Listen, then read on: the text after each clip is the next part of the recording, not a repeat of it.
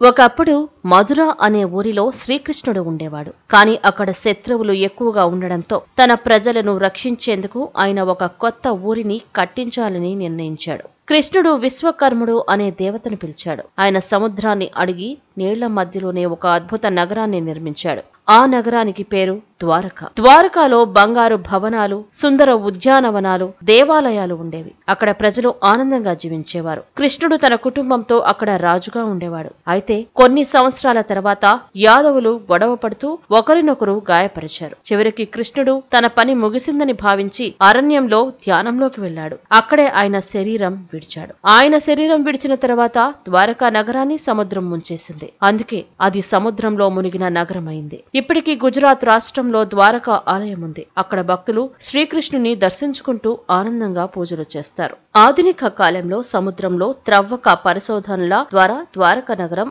ఆనవాళ్లు కనుగొనబడ్డాయి.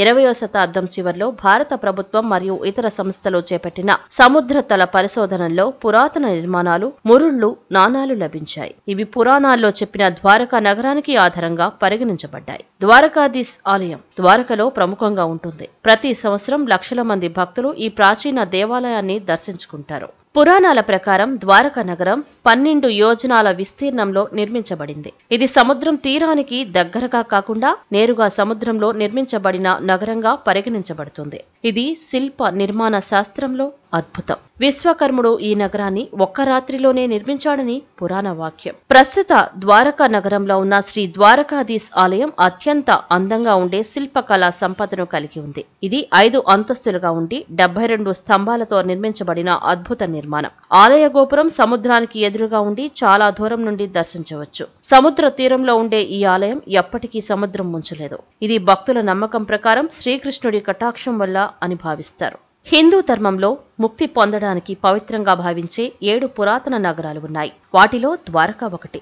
ఇతర నగరాలు అయోధ్య, మధుర, కాశీ, కాంచి, ఉజ్జయిని, హరిద్వార్. ద్వారికలో మరణించే వారికి ముక్తి లభిస్తుందని భక్తులు నమ్ముతారు. శ్రీకృష్ణుడు తన జీవితాంతం ద్వారకలోనే నివాసం ఉండేవాడు. మహాభారత యుద్ధం అనంతరం యాదవులు మద్యం వల్ల కలిగిన ఘర్షణ వల్ల అంతరించిపోయారు. దీన్ని ప్రభాస యాత్ర అంటారు. తరువాత శ్రీకృష్ణుడు తన నిధి అయ్యాక ద్వారక నగరం సముద్రంలో మునిగిపోయింది. ద్వారకలో గోమతి నది సముద్రంలో కలుస్తుంది. ఇది పుణ్యనది. ఇక్కడ స్నానం చేస్తే పాపాలు నివృత్తి అవుతాయని నమ్మకం. ఈ వీడియో గనుక మీకు నచ్చినట్లయితే like, share and subscribe. Please support.